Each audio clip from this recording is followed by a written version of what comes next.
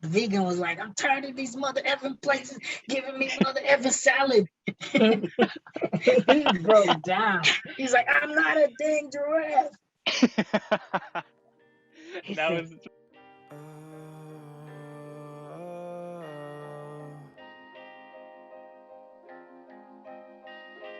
Please don't let me down now. I've been gone for a while, you been tripping. Late night on my phone, I've been sipping. Got me up too late, baby, I'm just trying to sleep. I'm just trying to sleep. Would you love me in my dreams? I'm just trying to see. I'm just trying to forget all my problems, cause I'm done. Everybody watching when they look at what might be. I just wanna call my mama, tell her I'm the one. Nothing she ain't know, got my angels right by me. Yeah, got my guidance. I'm just trying to sleep so I can fly in. Baby, take my hand, know that I'm the pilot. I've been waiting just to show you, go and tell me. I'm so excited that you guys are here today. I'm out here from Tulalip, Washington. That's where I'm recording from. Have you guys been out over towards Tulalip before? Or Swinomish or out, Seattle? No, not yet. You guys got to make your way out here, man. We'll, welcome you with open arms, And Yeah, man, what's the telling farthest? everybody to share the info to bring us out.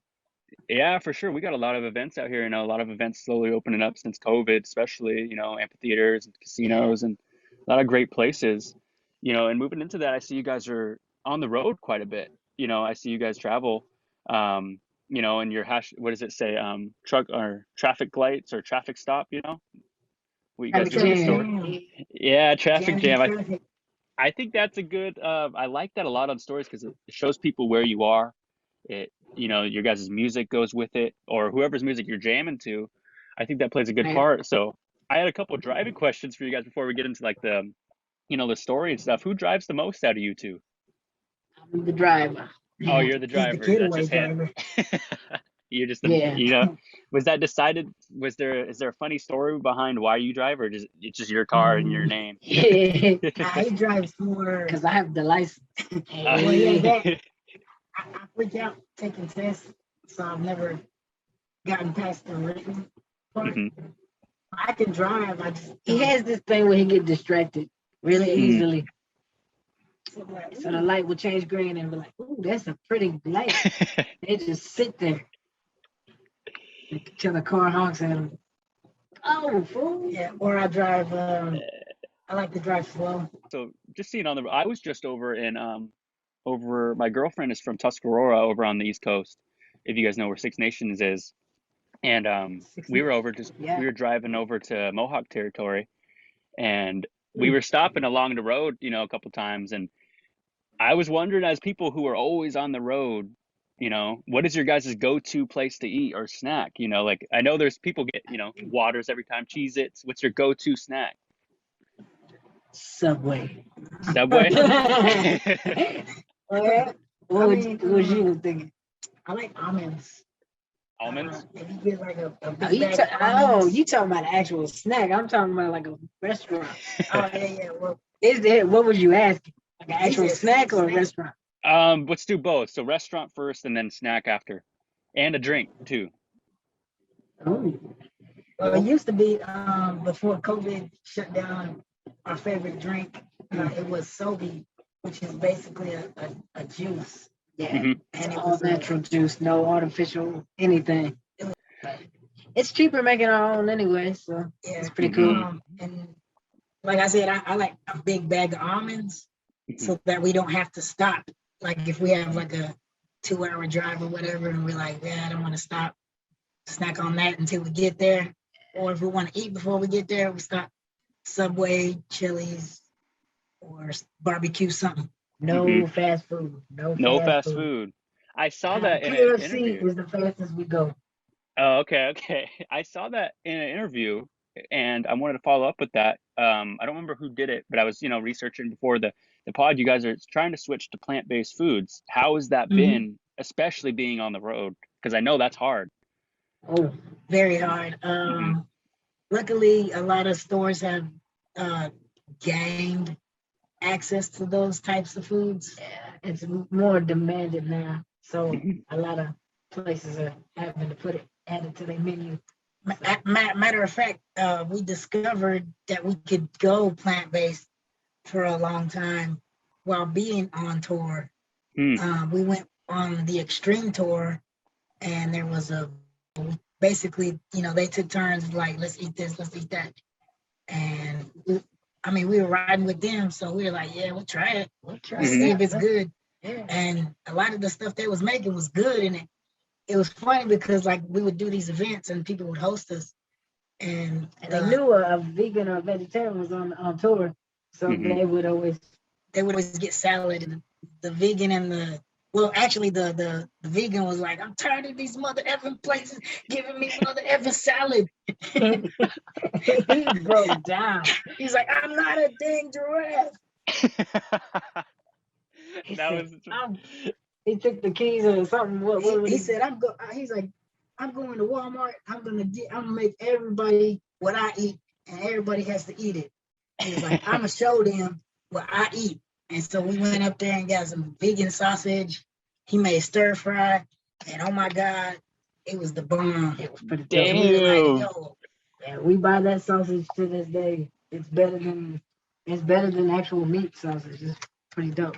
So you could go get that just at your local Walmart, Safeway, It's called field roast. It's called field roast apple sage sausage. Apple sage sausage is dope. I'm gonna grill it up. Oh my God! I gotta try it. They even got it once, and that was too much. They do that. Too much for me. That's a good time, man. The types of food we eat on the road, can definitely feel, because I'll eat the wrong thing on the road, and sometimes I'll be feeling it, So Yeah. And so were you guys ever, like, before plant-based, was it fast food? Was fast food a big part of your guys' diet then? Some fast food, like we went to like Carl's Jr. or like what's that other one called? I can't think of the other one. Wendy's? No, it wasn't Wendy's. Burger King. No. Yeah. All right, guys. We were just saying we remember we remember taking Subway into a McDonald's and just post it up and using their Wi-Fi. Oh, that's walked up in there with a bag of Subway. You guys are representing in the McDonald's they have some good Wi-Fi. I actually upload some of the clips from the podcast at McDonald's Wi-Fi too. It's so about all the food and the traveling, you guys, from what I've read and what I've studied, you guys started with poetry, and then you guys moved into rapping, and then came the acting. So I would like to go in that kind of order.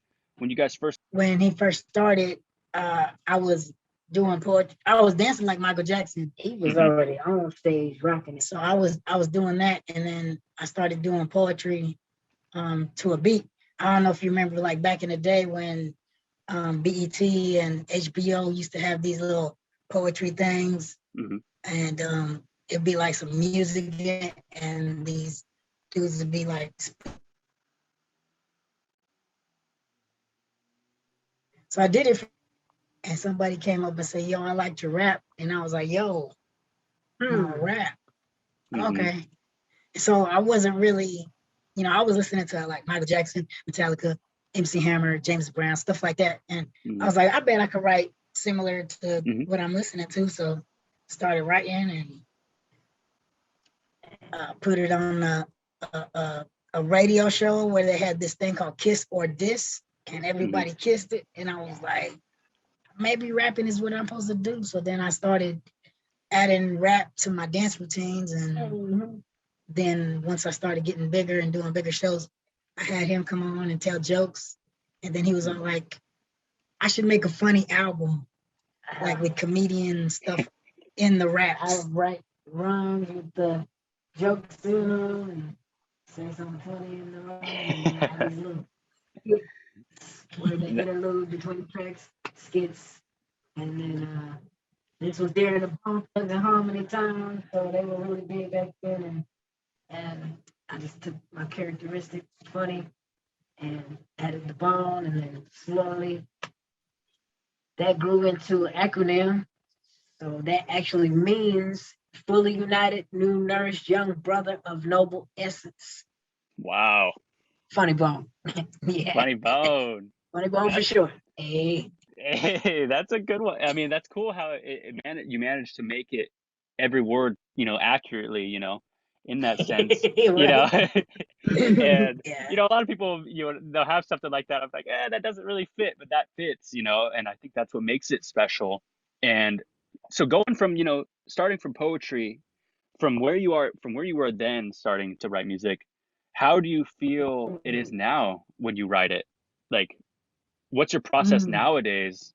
I mean, you don't have to share your secret recipe, but like, how is it drastically We like changed, to get the beat now. Yeah, we like to have the beat speak to us on what the beat feels like it needs to say, or the approach of what it needs. What we hear on the beat, basically, we're like, this sounds like it needs this. Because I mean, anybody can write a song and then find a beat, that kind of matches tempo. The tempo. Yeah, but it don't, like, sometimes it don't match the beat. Yeah. Or it doesn't match the vibe of the beat. Yeah. Because sometimes the beat will give you a feeling and you're like, this kind of feels like, a love jam, or something to ride to, something to cruise to. And then if you rap some like drive-by music to a love song, and then you're just like, why is it so gangster? And this beat is like,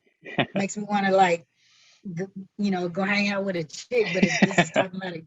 So it's just like, the beat will speak to you and you got to just kind of go with that. And so we will come up with the hook first. And we want the hook to be the catchiest thing, so that people will remember this song just based off of the hook. And then we get to writing on the topic. And a lot of rappers don't do that. Sometimes rappers will have a hook and then just put anything on the verse. Mm. And I feel like, there needs to be a topic, like in country music. They have a whole story going on. Yeah. And it matches the hook. And so we kind of rock and roll do that too.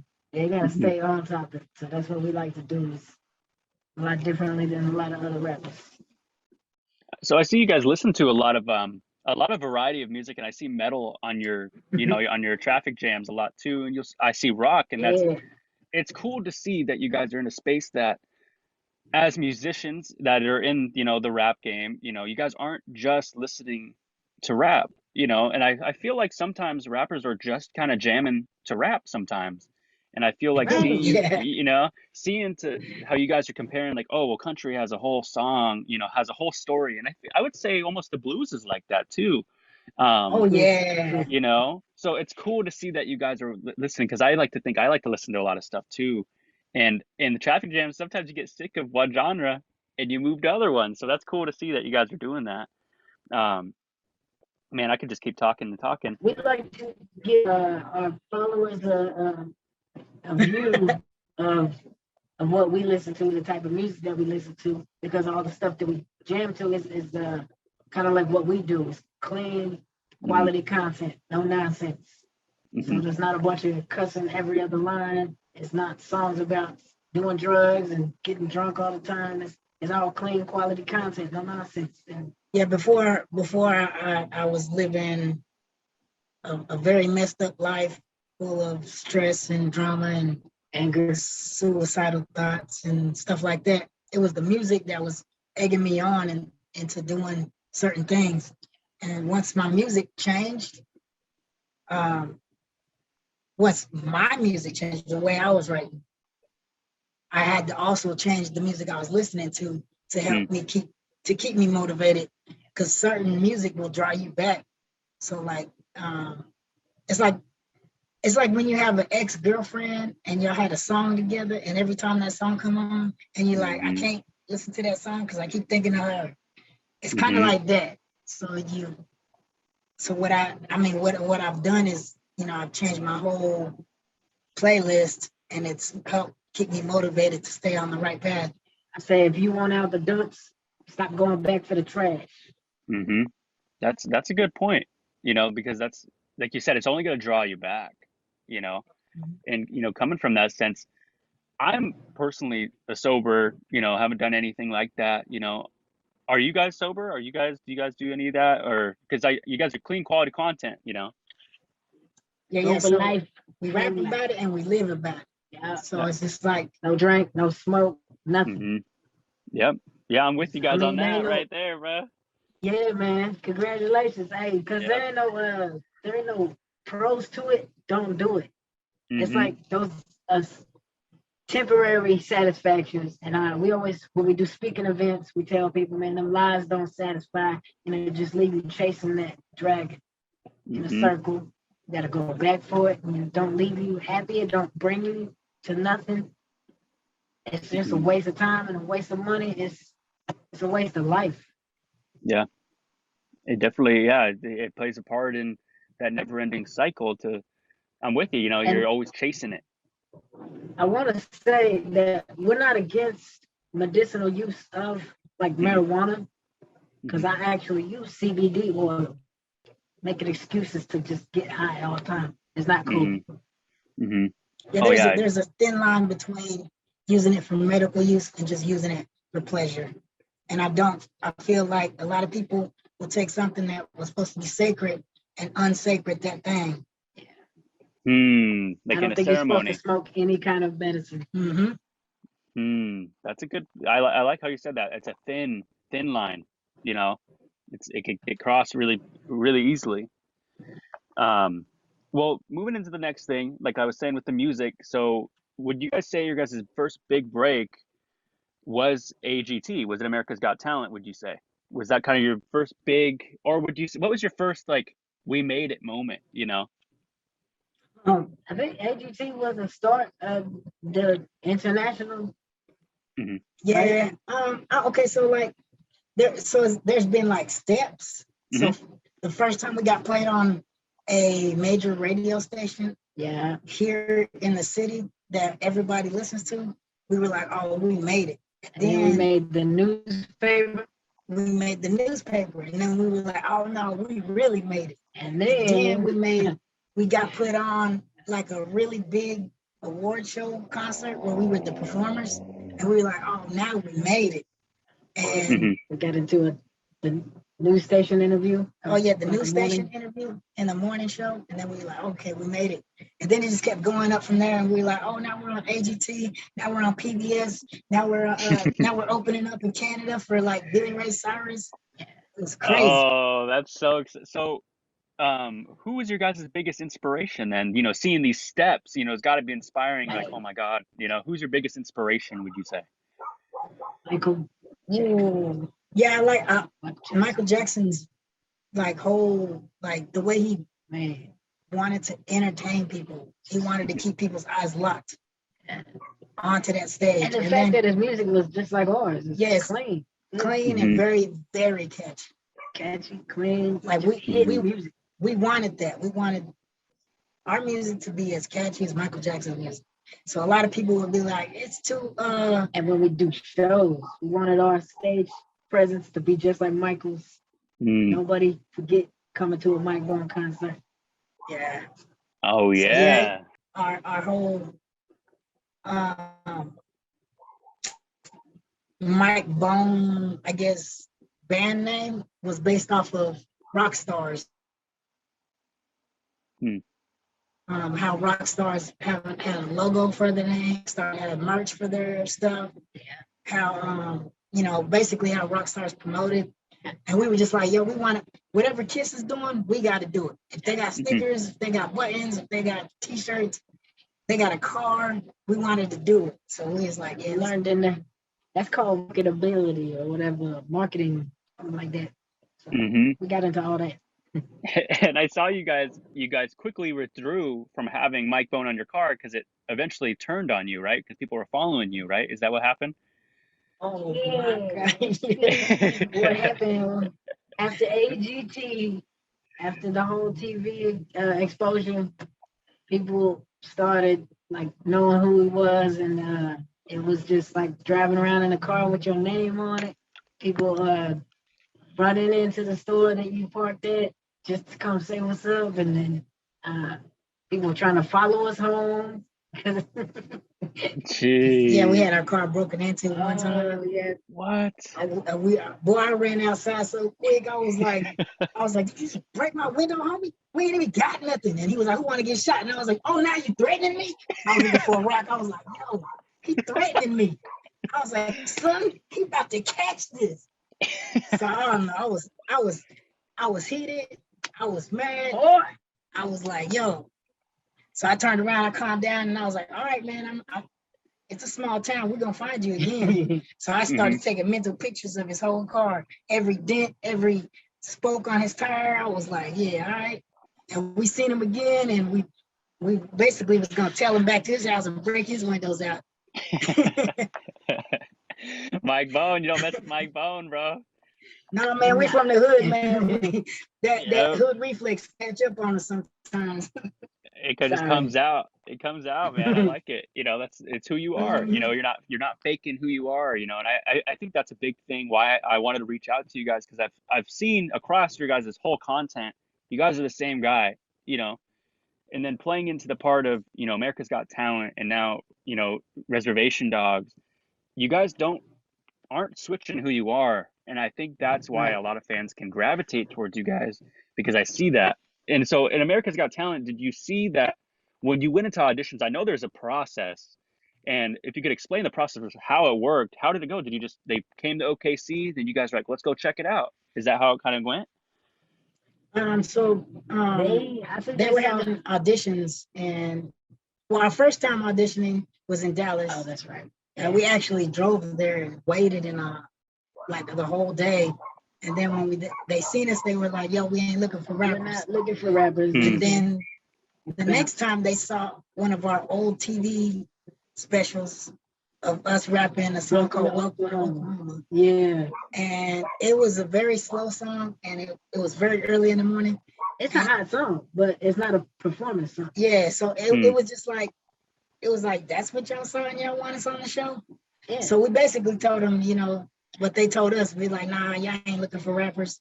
And then kind of clicked on them. And then they hit us up, no, we really want y'all for the show.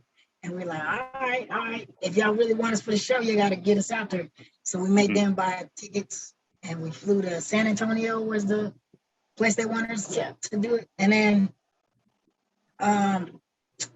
got on the show. Hit him with that rain dance. Hit him with that rain dance, and then they dropped like a 80-page contract on us. It was like, here's the stipulations if y'all win the money, or if y'all blah, blah, blah, all of this stuff. And we were reading, we're like, it shouldn't be this thick if they ain't trying to hide nothing. Yeah. So we had an entertainment lawyer look over. He was like, yo, this means this. This means this. Yeah, here's the loophole.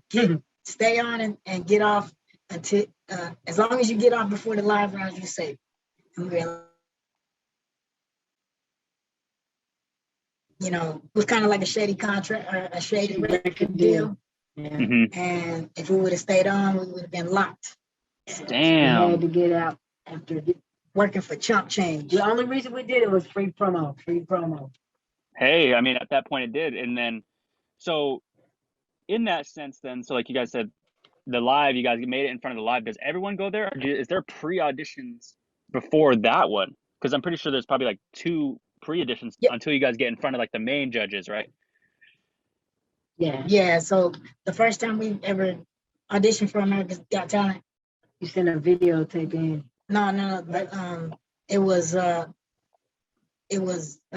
we drove to Dallas, and we waited with a whole bunch of other people. There were no cameras. It was just us and a whole bunch of other people waiting to be seen by some, not even the judges. It was like executive people who were like filming it in their little thing, and I guess that was their submission. And I remember the song we did too was called Turn It Up, because they didn't have we had a CD with us that we were gonna do our song Off the Wall, and they didn't have a CD player, so we ended up doing a song called Turn It Up, because it was more like we could do that performing without a beat, and it'll still look nice. Yeah. And so, yeah, they were just like, yeah, we're not looking for rappers. All right, cool. But yeah, like there's I want to say there's 2 auditions before you get on TV, Mhm. because they want to see you. They want to see you straight off the bat, and then they want to know what you plan on doing for the show, and then they record all that other stuff for the TV show, and then you're in the show pretty much. Damn, that's exciting. But to see that, that was a big contract. You guys got out of that, you guys made that wise decision. Hey, 70 pages is too long here, man. And I mean, if someone is reading something more than 10 pages, I kind of do that same look too. I'm like, all right, what do we got here? Right. Yeah, really. Trying that to pull here. You guys pulled a smart getting an entertainment lawyer. So coming from HET, that promotion, and then now moving into something as big as Reservation Dogs. I always make that mix up. Reservation Dogs. How was that whole thing? Did someone reach out? Did the directors reach out to you guys, said, hey, you guys would play a part? Or is it true that this mid-casting thing I found on Instagram, you guys went through them? Yeah, we went through mid thunder. Our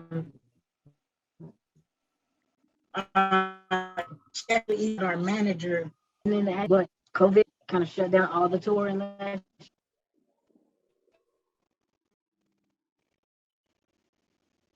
Stream coming in, so we had to pay the bill somehow. So yeah, we were like, it's a paying gig, we might as well try out for it. And then the audition was pretty much filmed at home.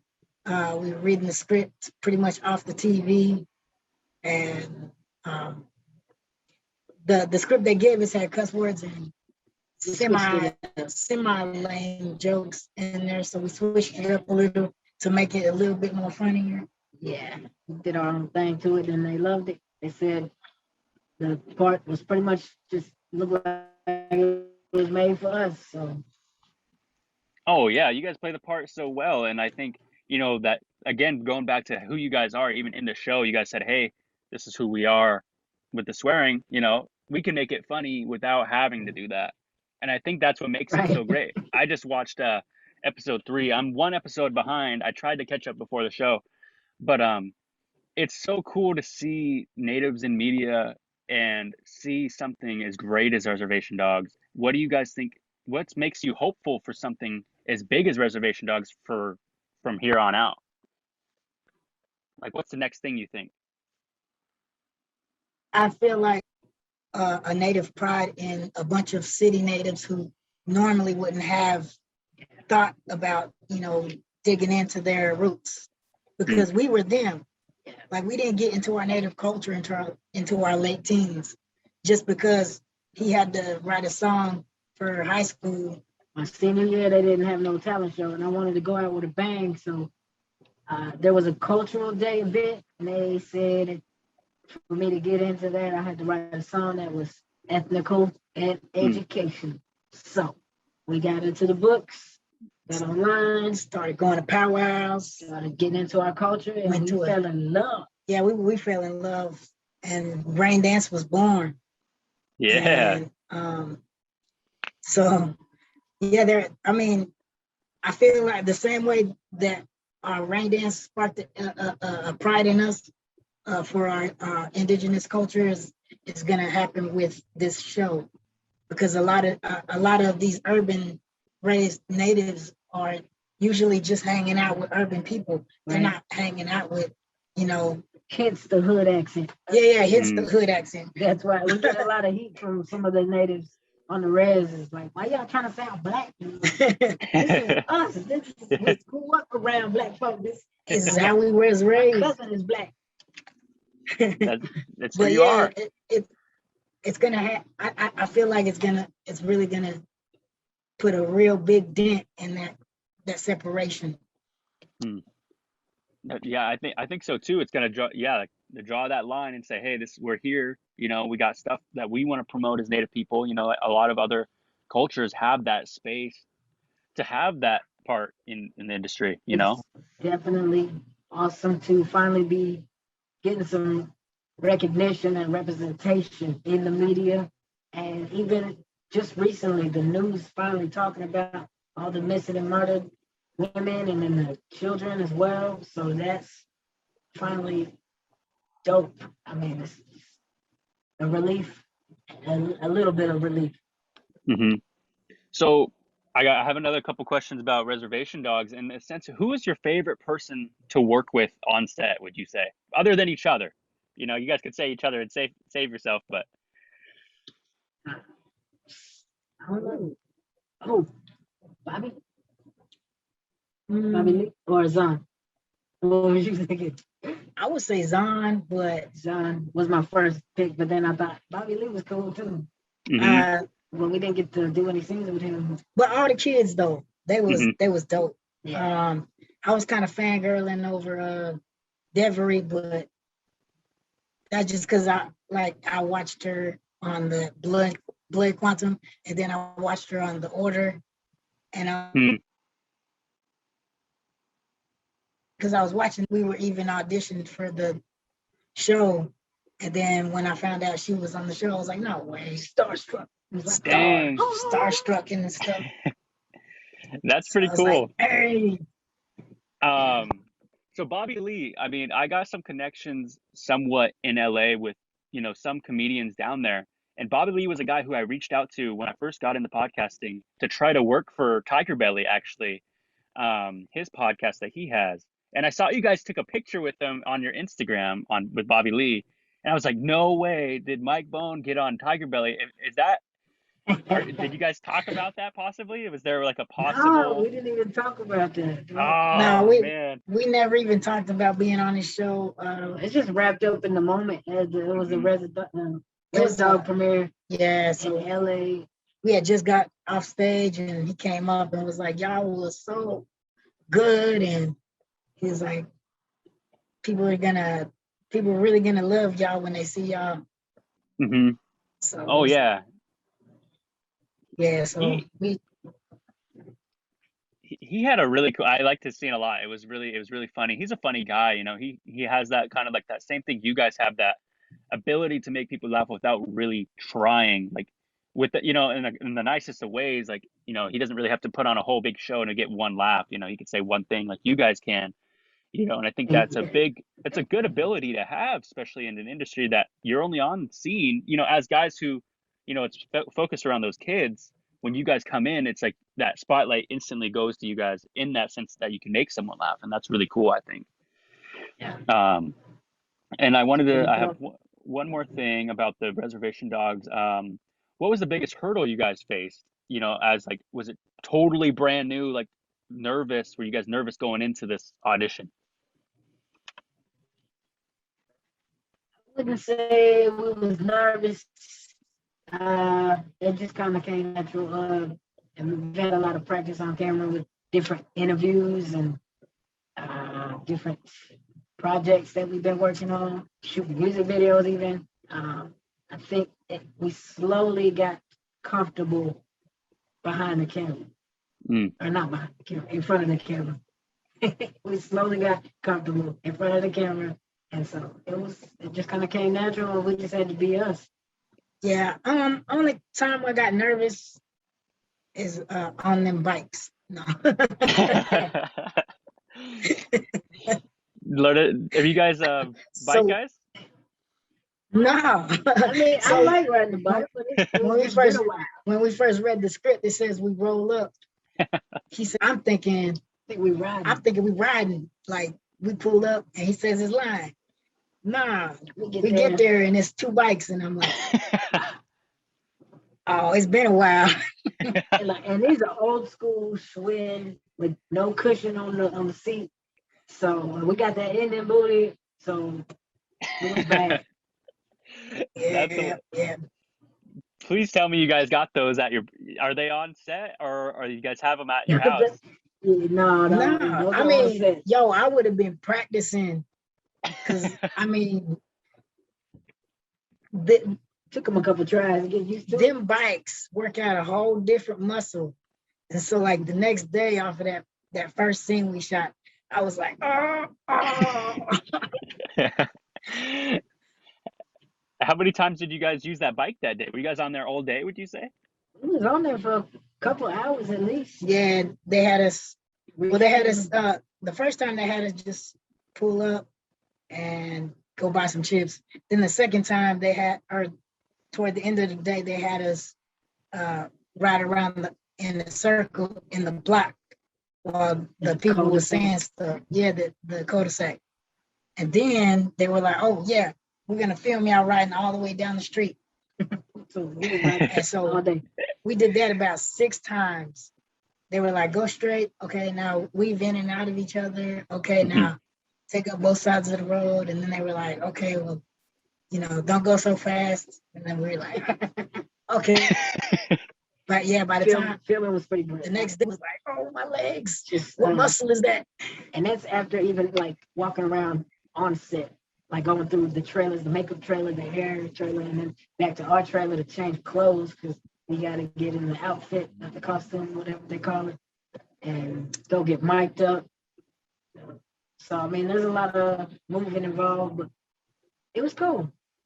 That's awesome. Yeah. I mean, was it kind of brand new for you guys to put makeup on in the set room? Were they putting makeup on you guys? We kind of got used to that, like in AGT and Oh. yeah, and then like first time for the news thing, and then also we were actors at a haunted house, so we had to put makeup on as in a haunted house. I think the funny thing is the hair lady, she basically, we walk in the hair and makeup trailer and we would just have to walk past the hair lady and she would just kind of look at us like, "Okay, you good?" Oh yeah, she's like, yeah, we got that coconut grease.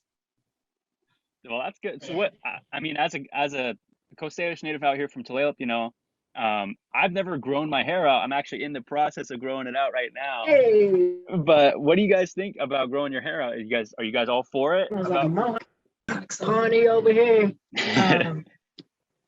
Like, hey. I feel like it's whatever spirit tells you. Yeah. We ain't trying to push it on nobody. If you're uncomfortable with it or you got issues of growing your hair out, even combing it. Yes. Some people have, That's what I was thinking too. I had the mullet going for a little bit. I'm just trying them all out. Young, got to try them out. All right, so I got some fan submitted questions, and then I got a couple more myself before. I know you guys probably got some other stuff going, but I wanted to ask you guys about I'm from Seattle, and being from a place of where we had the Sonics. You guys eventually got the Sonics as the Thunder. So, I'm still, trying to get over the fact we don't got a team. What was Oklahoma like in this terms of sportswear before Oklahoma, as guys who grew up there? Were you guys all Sooner fans, or like, how did the Thunder come in Oklahoma affect? Not really. I don't know. It's dramatic to say affect, but what was it like before the Thunder in terms of apparel? I mean, even like when we had the Hawks come, it was just like a lot of people gradually went towards the baseball team, the Hawks, and then it kind of died down, and then the Sonics came over, and that was big for a minute, and then it died down. So with anything, people are gonna stick to what they usually like. So like we had a lot of people, when the Thunders actually became a team, a whole lot of people were like, "Yeah, we're Thunder, yeah." But there were still a lot of people who were like, "Lakers for life." Yeah, people are loyal. Are you guys sports guys? We like basketball, but all the other sports, I can't get with it really. Yeah, I'm not really into the football or anything else. It's just MMA. Oh yeah. MMA. Who's your guys? Okay, so who's your favorite basketball team and your favorite MMA fighter or UFC fighter? Gosh, favorite basketball team. It was Thunder, but Westbrook bounced. So he held up that team, man. He was one of my favorite players. But I don't think I have a favorite team no more. I'm gonna go with OSU girls basketball. Oh, Mm. I'm gonna have to make that a clip right there. That was a good one. Um, and then move into UFC fighter. Who's your favorite UFC fighter? Oh, dog. Wow.